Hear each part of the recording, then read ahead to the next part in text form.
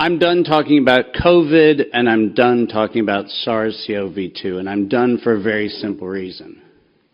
For 110 years, we, the people of the world, have been lied to. We're a group, a very small number of criminal, industrial conspirators decided to subordinate the entirety of the human population for the purpose of their sinister plans to enrich themselves while impoverishing and killing the rest of humanity. And I'm done being polite. We've long passed polite. When the words acceptable death rate become part of an industrial norm, we have lost the plot of humanity. And that's not my words. Those were the words of the World Health Organization and of Pfizer and of Moderna when they were given the authorization to begin the process of killing human beings in the interest of advancing their goals. Next slide. And I'm also not going to sugarcoat this. This is a criminal cartel. We are acting as though there's some sort of redeemable quality somewhere in some esoteric layer that somehow or another the World Health Organization must have some salutatory benefit. Well, I'm going to tell you, since its formation in the 1940s, the World Health Organization has been nothing more than a criminal cartel that has a sole and singular intent. And I will show you the document that proves what I'm saying. This is not an allegation. This is actually provable by their own words in their own hand. And they use a four-step process to execute every one of their nefarious plans. They begin by planning an exercise, then they go to the business of funding that exercise, then they create the rationale for the thing that they're going to do, and then they deploy and profit from it. And in violation of 15 U.S. Code Section 19, which for those of you listening, coincidentally started with the Clayton Act in the same year that the World Health Organization in the United States, 1913, the same year the World Health Organization's progenitors also started. So I find it fascinating that we passed the Clayton Act in 1913 and we set in motion 110 years ago the criminal conspiracy which we now call the World Health Organization. 110 years later. And in violation of TIFU, or TEFU, I don't even know how to say it, the TFEU, the treaty allegedly for the functioning of the European Union, which I think needs to now be called the Treaty for the Dysfunctional European Cabal, Article 101 unambiguously lays out the conditions that this was never a public health anything. It was racketeering for the purpose of instilling terror to adapt the behavior of a population. Period. That's what it was. That's what it always was. And we can come up with every theoretical argument we want to make about things, but the problem, even with the theory that we had an outbreak of something, is falsifiable for the data from Zurich that shows us that in the year of the death pandemic of the globe, life insurance companies paid $30 billion less in claims. Now, if there's a medical professional or a social professional or anybody else who wants to debate that we could develop a virus cunningly that could find out your bank account, your insurance policy statements, and whether you're paid up on your premiums, that's a big ask. It turns out that the data is unambiguous. We did not have a pandemic. We had genocide. And we need to call it what it is. Next slide. When I say we planned it, let's make sure we understand exactly the not-so-fine print of the fine print. And I want to call your attention first to the right-hand column of this slide. This is the 2011 data that the World Health Organization, the Wellcome Trust, PATH, and the Gates Foundation did on their wonderful worldwide program for a malaria vaccine for children under the age of 6 months of age. And in their clinical trial, it's helpful to point out that they murdered 66 children in the vaccine group and then cunningly used the term control for a control group in which they murdered 28 children. Now, the reason I said murdered, and the reason why I use that term, is because it's exactly what it was.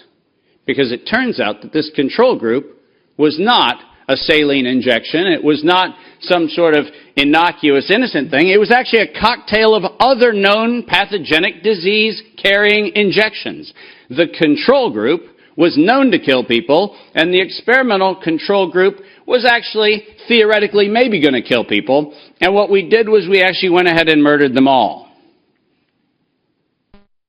And cunningly, under Article 5, Section 13, which I've put on this slide, I want you to understand why I said, at its formation in 1947, when the WHO was funded and founded, it was funded and founded by people intent to commit a crime because of their own language. Section 13 of Article 5 ends with the following statement: immunity from personal arrest or detention, blah, blah, blah, immunity from legal process of every kind. Now, if you didn't intend to commit a crime, why would you need to give yourself permanent and absolute immunity from every form of prosecution, and its worse, even investigation for prosecution of every kind? People sit there and pretend, well, that's like diplomatic immunity. Do you realize this isn't even meeting the standard of diplomatic immunity? This is a criminal organization who set in motion their own law to protect themselves against crimes they knew they were going to commit. And when I say they knew they were going to commit, I mean they knew it. Because their first Director General, none other than Dr. René Sand, who happened to be in the hospitality of the Germans in Dachau in 1940 earlier, in 1947, mysteriously, with the largesse of the Rockefeller Foundation, was nominated to become the first Director General of the WHO. And within 5 short years, René Sand decided to authorize the real purpose of the WHO in writing by then Director General Dr.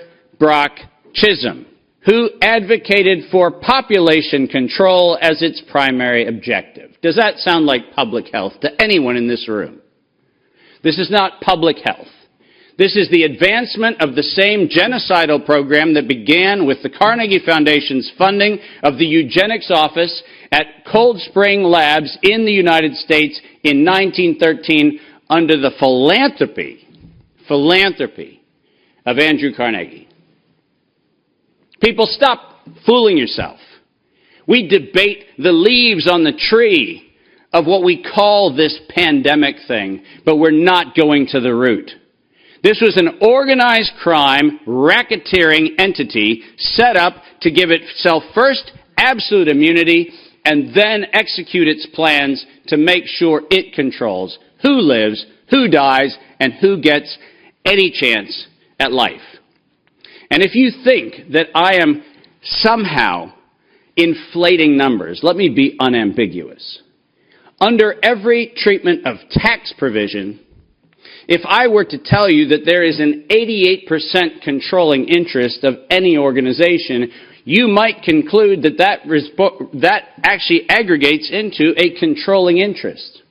And it turns out that if we look at the foundation donations to the World Health Organization, 88% of those come from a single organization, the Gates Foundation. That constitutes a violation of every competitivist law in Europe and every competitivist law in the United States. This is absolutely not only not an independent, charitably funded donation, but more importantly, under the tax laws on both sides of the Atlantic, this constitutes directed donations which specifically are forbidden and do not have any place anywhere in the Charter of the World Health Organization or any of the UN-affiliated organizations. When I say this is a crime, I mean it's a tax crime, a racketeering crime, a money laundering crime, and now the crime of racketeering leading to murder and global terrorism. Next slide. I told you that the second thing, after they plan it, is they fund it. And why don't we use the criminal's language in their own words, because it's the best way to say it. When they actually planned the release of the use of a biologically modified chimera associated with the model derived from coronavirus, they actually said the following: to sustain the funding base beyond the crisis, we need to increase the public understanding for the needful medical countermeasures, such as a pan-influenza or pan-coronavirus vaccine. Now, let me pause for just one moment and remind you that the crisis that they were speaking of was a crisis of diminishing funding. There was no health crisis. This was a crisis of their coffers were starting to run dry. That's the crisis. And let's read on. A key driver is the media, and the economics will follow the hype. We need to use that hype to our advantage to get to the real issues. Investors will respond if they see profit at the end of the process.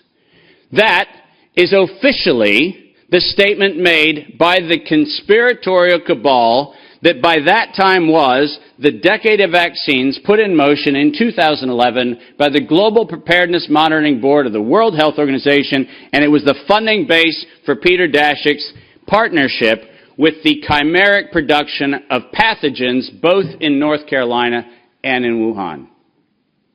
So don't tell me that we have to do an investigation into where this came from. The criminals have admitted to it in their own words. Next slide.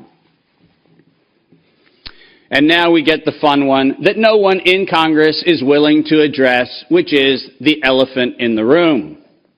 On October the 21st, 2014, despite the multiple conversations between Senator Rand Paul and Anthony Fauci, where we've been told that Rand Paul has done everything he can to put Fauci on the ropes, he has had in his possession the letter that you see on the left.